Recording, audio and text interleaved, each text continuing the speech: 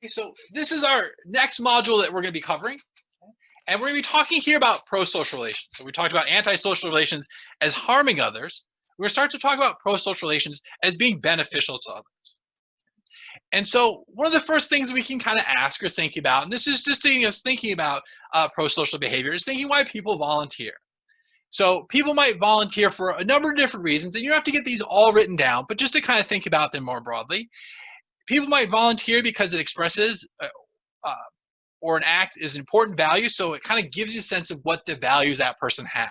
So if you're seeing someone raise money to help animals, you might see that they value animals and animals are important to them. Maybe they're an animal lover. We see that the things that we support kind of reflect our values. Okay, someone might volunteer to learn more about other people or acquire a skill.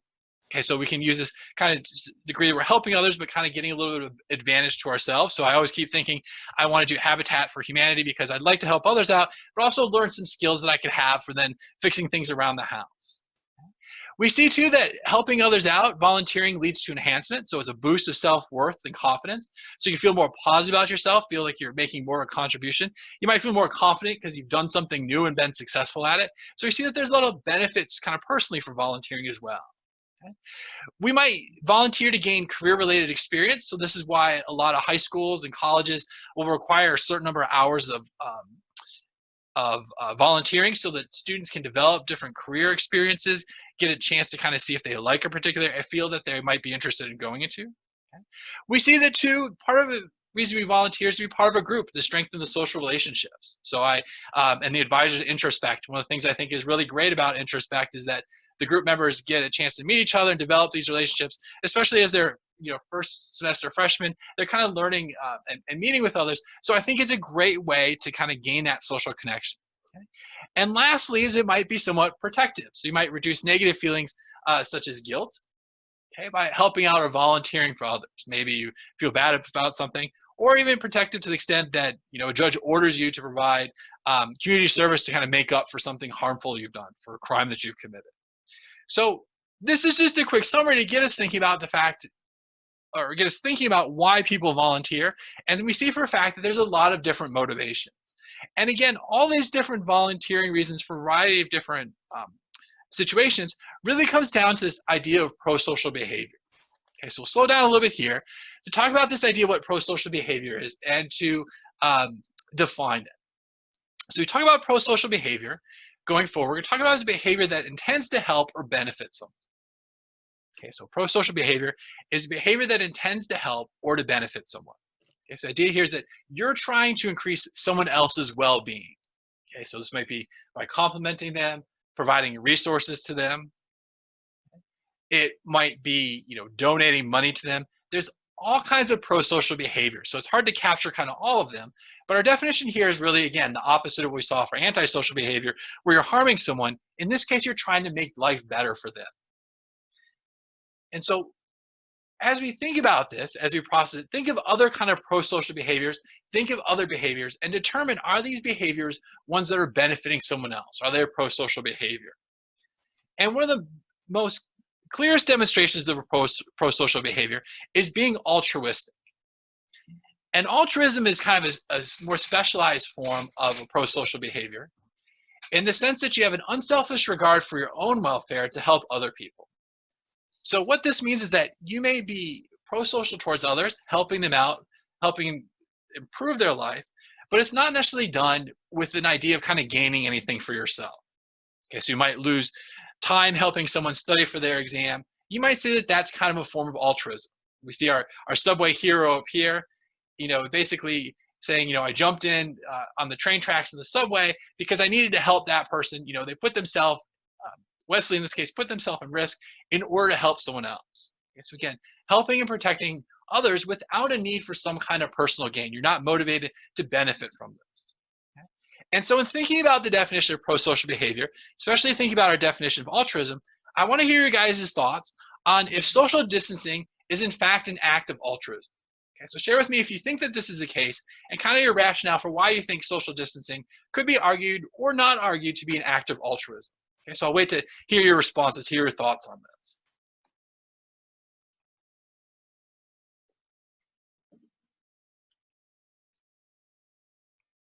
I don't think it is because well, you do help others by not getting them infected, but you're also helping yourself by keeping yourself safe. So I guess that's kind of selfish. Okay, so you can make the argument that you are helping others. Maybe it is costing you, but it's still there's a benefit to you. You might make the argument that the faster we get through this, the faster the man can then kind of get back out to seeing others. So you make an argument, maybe it's not. Okay, so great thought there. Other thoughts as to why social distancing is or is not an act of altruism. I think it is because just because you get the virus, you spreading it to someone else could affect someone else regardless if it affects your health. If that makes Okay. sense. Okay, so to some degree, someone else could be getting that virus. You're still trying to protect yourself, but you're kind of more potentially focused a little bit on them. Other kind of thoughts of social distancing being an act of altruism or not. This is something I'm really kind of curious to get your take on. I'm looking forward to hearing the answers to this question. So I have a question. So Absolutely. if you gain anything from helping someone, does that automatically mean that it's no longer I don't know how to say the word. Altruistic? Altruistic, yes. Yeah, so I think that that's kind of a good philosophical debate. It's a debate to kind of think about as you process the definition of altruism. Is it that all acts has some kind of reward to you? So, socially distancing protects you and them. Donating money makes you feel good. I think when they talk about altruism as a larger area, they're talking about more so that if you're enduring some kind of stressor to help others out, they would still consider that altruism, even if there's a benefit to you. Okay, so you might say, well, hey, social distancing might be considered altruism because it is harming myself. I'm not getting those social connections I need, but it's really more for the benefit of others. Okay, that we need to make sure that we're all kind of sheltered in place to avoid passing around the virus. So this is where I kind of raise this question because I want you guys to process it and think about it, especially as we kind of talk about these definitions. So there's really no clear-cut answer to this one. So I think, Ronnie, you asking that question is a good one to ask. So what I want to do is kind of pivot us from kind of thinking about altruism to one of the things that we need to consider when talking about helping others, which is this idea of kind of the factors that go in to helping someone. Okay, so what I want you guys to do is respond to this question in the chat. Is it better to have an emergency with many people around or only one person around? Okay, so I want you guys to respond in chat. I want to get lots of responses. How many say it's better to have many people around or only one person around? If you're having some kind of emergency, again, this emergency is not one that you can just kind of resolve by yourself. You can't just pull out your cell phone. Imagine that you need the assistance of others.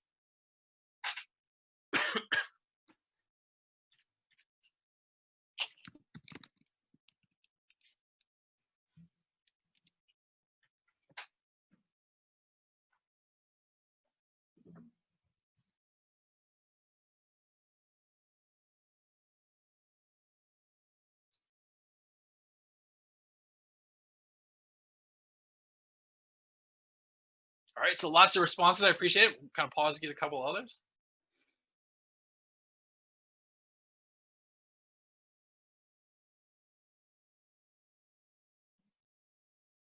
So it's interesting as we talk about this because we see kind of a mix of responses. I'd say maybe just kind of looking at it, you can decide if you agree or not. We see about 2/3 of the class are saying it's better to have one person around, and the other third saying there's many. And I think some of the arguments for one person around is that then there's one person that can provide direct assistance. They know that they need to provide help, but it seems kind of counterintuitive to think that it might actually be better to have only one person around compared to many. You think if you had many people around, that just means there's that many more opportunities for someone to help. But we're actually going to see that that's going to kind of backfire on us. And where we start to see this happening is where we have crowds of people and no one is helping. Okay, so we start to address this question that we see happen quite a bit when there's lots of people around someone who's suffering or needs assistance, but they're not getting that assistance. And researchers looked at this with the Kitty Genovese situation. So Kitty Genovese was a woman, I believe in the 1970s in New York. And basically the situation was that she was attacked at an apartment complex. Her attacker attacked her, she yelled out, the attacker left and actually came back at that point, assaulted her, and then killed her at that point. And what ended up happening was people started asking this question, well, how could you let this happen? How did no one respond to Kitty Genovese when she was being attacked? And what ended up developing from this experience was Latine and Darley thinking about what we now call the bystander effect. Okay, and I think one of the responses we saw in the chat actually even referenced this effect, so nicely done. And the bystander effect occurs when there's fewer people available, you're more likely to see assistance. Okay, so part of the reason why we don't get help when there's lots of people around is because of this bystander effect. In fact, few people around are actually going to increase the odds of someone helping. Okay, so to have this make sense, and we'll kind of unpack this, we can look at the graph over on the right here. What we see is that we see a higher percentage of people attempting to provide assistance, to provide help, when there's no one else available, compared to if there's one person, 2, 3, or 4. As we start to get up to those larger numbers, less people are going to be willing to provide assistance. Okay, so this captures this bystander effect.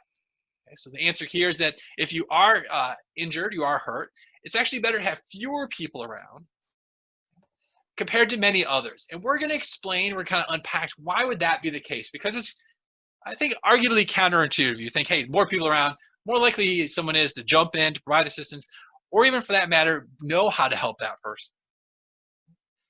And so with the bystander effect, we're seeing that there's several factors, social factors, for why we see this pattern of results over here. So why are we seeing that, people aren't providing assistance? Because there's a good explanation for this. This bystander effect doesn't reflect bad people. It goes back to that situation. Okay, so not making that fundamental attribution error. So why does the presence of others reduce the likelihood that anyone's going to help? And there's two key reasons here that we'll highlight for class. Okay? The first is what we call diffusion of responsibility. Okay, so diffusion of responsibility is this idea that the role of a helper doesn't just fall on one person. Okay, so when there's multiple people around, we see that it's not just one person's role to help the person who's injured, but rather that responsibility kind of falls on everyone that's in that group. So we actually see diffusion of responsibility when I ask you guys questions in class.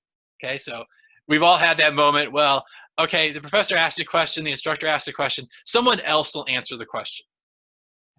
And what that is basically this diffusion of responsibility. Everyone thinks, well, hey, someone else is going to step up and do something to provide assistance, which means ultimately that person that needs help doesn't get that assistance. That professor's asking a question, takes a while to get a response.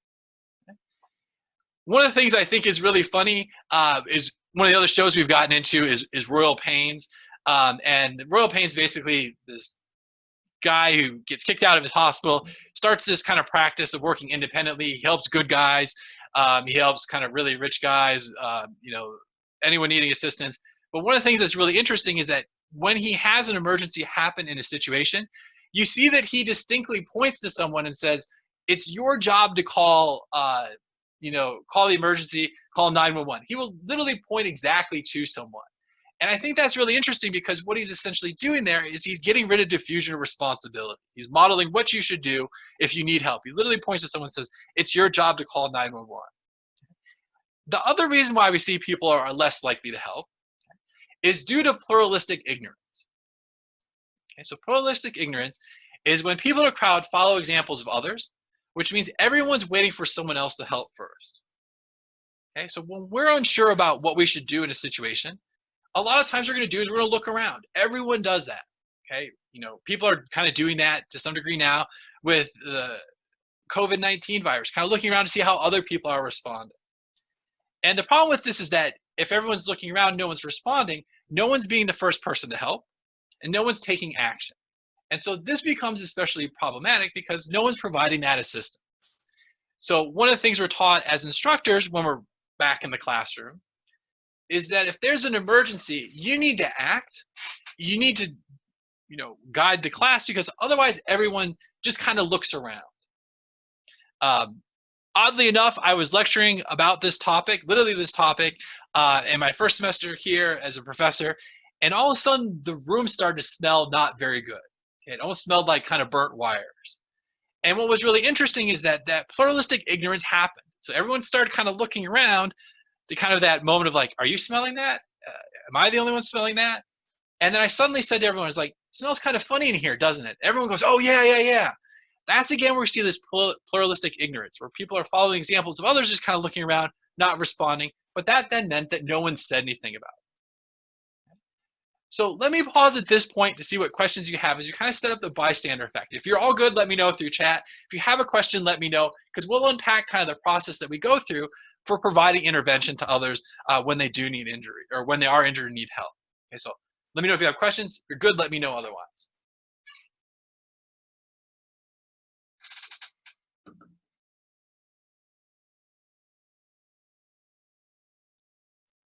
All right, seems like we're good. Again, we can go back to something as we're processing things. I'm always happy to do that, especially now we have a little bit different format here. So the next slide I'm going to show you really shows you that there's actually a lot that goes into deciding to help someone else out. It's not just a matter of going, yes, I'm going to help, or no, I'm going to help, but there's several different steps that we have to go through.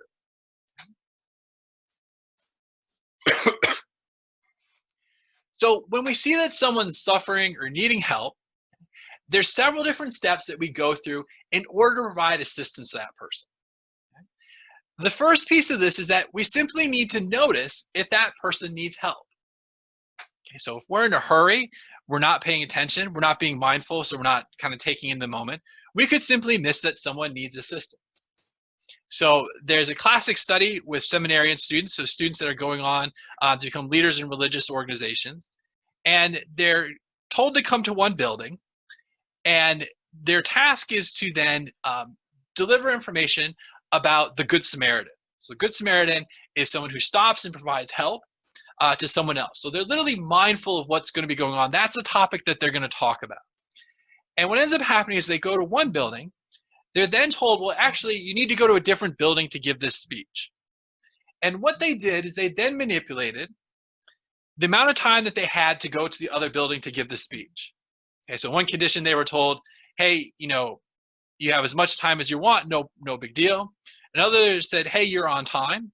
And a third condition, they said, well, actually, you're running behind. You need to get over there as fast as you can. And what they found in this study is that even though the topic of being a good Samaritan and helping others was on the seminarian students' mind, when they were in a hurry, they missed someone who was sick and needing help that was placed in between the building that they were leaving from en route to the building they were going to. So even though they were going by someone who needed help, because they were in a hurry, they didn't know that it was happening. Okay, so that's our first piece. We need to know someone needs assistance. The second is you might notice something's not quite right, but then you need to interpret, is this an emergency? Okay, so this idea here is that you might look at someone and say, well, maybe they're resting, or maybe they're hungover, or maybe they're just not feeling well, but it's not an emergency. So they're not going to provide immediate assistance. Okay, so this is the idea here that we have to say, hey, this is an emergency. If the person says it's not an emergency, no help's coming. If the person says that there's an emergency, they do evaluate it as an emergency, then they're going to assume responsibility. But even here, that's going to change. Okay, so this is where we get that diffusion responsibility. Okay, so researchers had participants in a lab. They heard someone supposedly through an intercom system having a seizure. What they found is that when there was less other participants there, okay, so maybe only one other participant, people more likely to come out and tell the experimenter that someone was having a seizure compared to if there were several other participants that they believed to be there.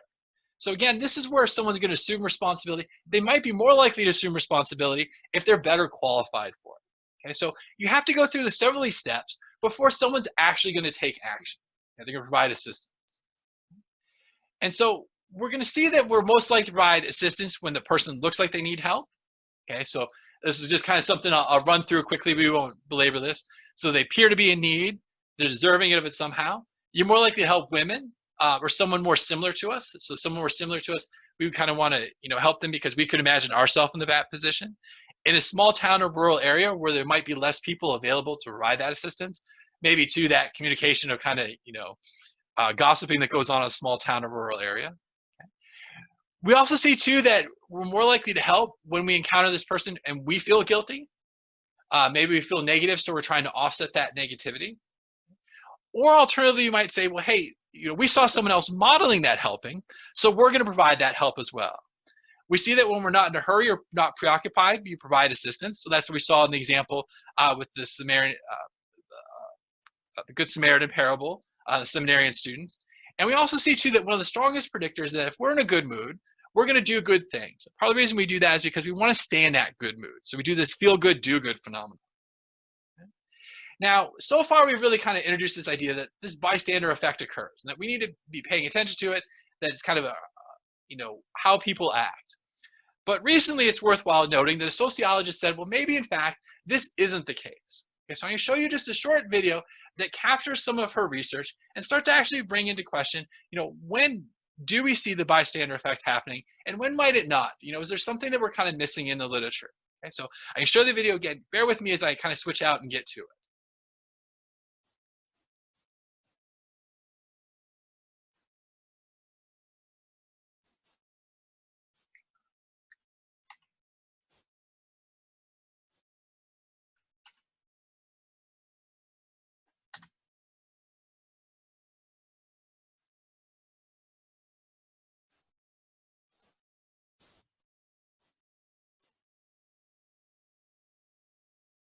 Okay, so here's our video.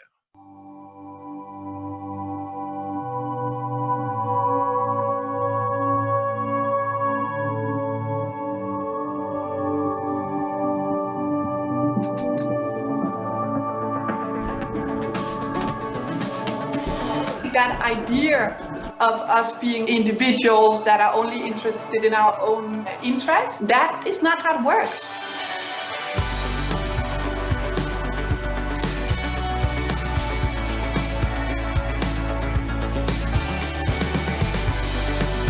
The myth is that when people observe somebody in need of help in public, then they have a tendency to kind of just stand there and look at each other. Our research shows that that's not at all what's happening.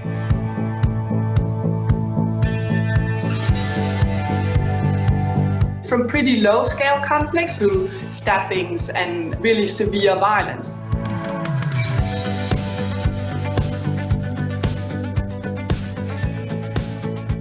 In all types of situations, they try to de-escalate the conflict. They put themselves between the conflict parties, trying to pull them apart. So is it always a good idea to play an active role? Is it also a good idea to be active if you are in an armed robbery situation?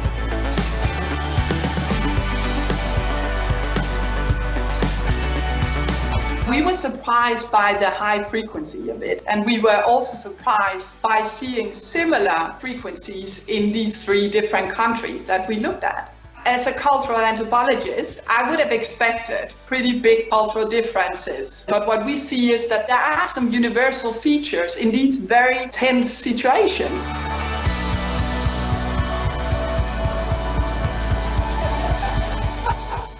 A lot of social psychologists would be pretty upset if I would say that I disproved it. In many ways, I think we did, but the point is that they've been looking at something else than what we've been looking at. So our point now is a bit, now with the CCTV footage, we can actually gain understanding of human behavior in a way that we haven't been able to get before. Violence and aggression, you can't study that in a lab setting. The urgency is different in real life. So that idea, if you stumble when you enter the subway and people will not help you, that's not what we see. That's an idea that we all have, but that's not how the reality works.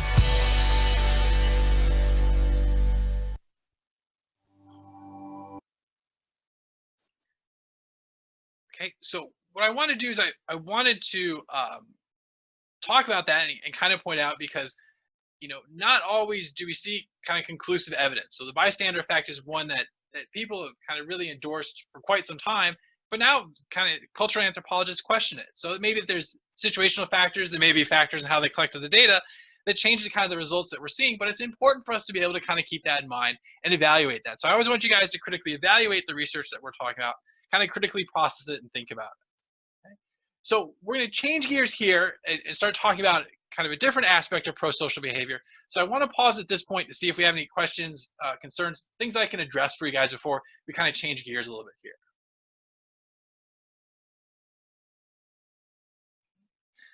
All right, so what I want to get us a little bit started with here, because I want to maximize all the minutes that we have together, is starting to talk about another aspect of prosocial behavior, which is understanding attraction. And you'll see that I've broken things up a little bit in the PowerPoints so that when I post things online on YouTube, I'll kind of break it up into parts. So it's a little bit easier to watch the videos, to find the information that you need, things like that. So we'll see these kind of screens where I'll pause just a little bit here so that when I'm editing, I can kind of break it down. You guys can start videos here. So you see a little bit of that that'll happen with YouTube.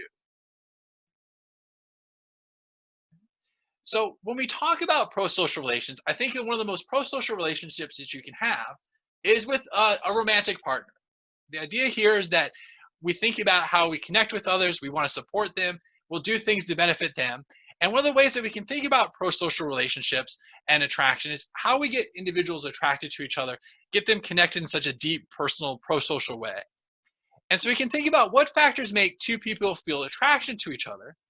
In this case, well, what causes people to want to feel like they want to be together? And there's a couple pieces we've talked about, a couple of ones that we haven't talked about. Okay, so we'll talk about psychological factors that bring people together, such as proximity. Okay, so you need to be around the other person for them to know about you, to feel attracted to you. The exposure where you're kind of constantly seeing that person, that familiarity, we'll see that attractiveness is actually the biggest predictor of bringing people together. So even though you might be matched on all kinds of important ideological aspects, you might have similar values and ideas, attractiveness is actually the best predictor if you're going to bring individuals together. They're going to want to go specifically on another date. We also see too that we develop first passionate love. Okay, so it's a strong connection with someone else, but this changes more into compassionate love, kind of more of this kind of long-term focus for how we want to proceed, how we want to think about things. We're going to commit ourselves to this long-term relationship. Okay, so this slide here kind of sets us up for where we're going to be going. First, talking about the psychological factors that pull us together, and then talking about how these factors develop into passionate love, and then companionate love, okay? Or this compassionate love. Okay, so let's talk about factors that bring things together. So hang with me for this last little bit. We'll cover this little stretch here, and then I'll wrap things up for today. Okay? So one of the ways that we see attraction start to develop is this idea through the mere exposure effect. And the idea here is that merely seeing someone's face and name makes them more likable. So you're more likely to develop attraction to someone that you've seen a lot. And so the idea here is the more that you see someone over and over again, they come into your store, they're sitting next to you, the more you're going to start to find that person to be attractive. Okay, the more you want to be connected to them because they start to become more likable. Of course, we want to be connected to things that we like things that we like, right? And this seems to have kind of very simple evolutionary basis that this probably helped us understand who our foes were versus who were those that were on our side. So the more we saw faces that seemed similar to ours, the more that we saw those kind of consistently, the more they start to deem them as kind of being a safe, trustworthy person that at least, especially in terms of ancestral times, were ones that you could interact with that person, you could barter with them, they could be there for you to kind of protect them. And so this mere exposure effect works well, that if you initially like that person, or even that object, or even that song for that matter, the more you hear it, the more you see that person, the more likable it becomes. Okay? So in fact, researchers even demonstrated this in a very kind of interesting way, and this will be the last piece that we'll talk about.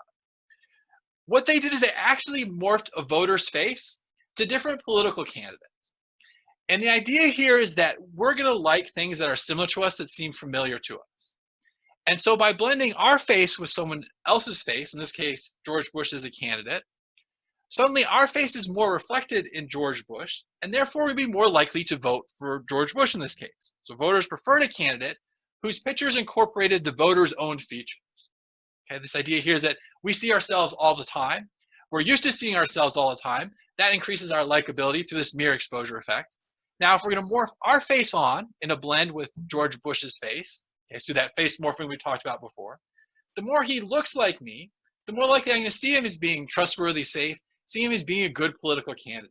Okay, so this kind of basic mere exposure, the more you're just kind of in proximity around someone, the more likely you are to increase your ability to be attracted to that person. Let me pause at this point to see if we have any questions, things that I can tackle for you guys, anything I kind of help with before. We'll wrap here and we'll talk about kind of love starting off on Thursday morning. So let me pause to see if we have any questions here. All right, I definitely appreciate you guys being here, working through. I saw you guys taking notes, being diligent with things. I appreciate the responses you guys shared my way. We'll jump back into things on Thursday. I'll leave the meeting up a little bit in case you have any quick questions for me, kind of like we do after class. Otherwise, please let me know if you have questions. I'll be in office hours through chat on Carmen.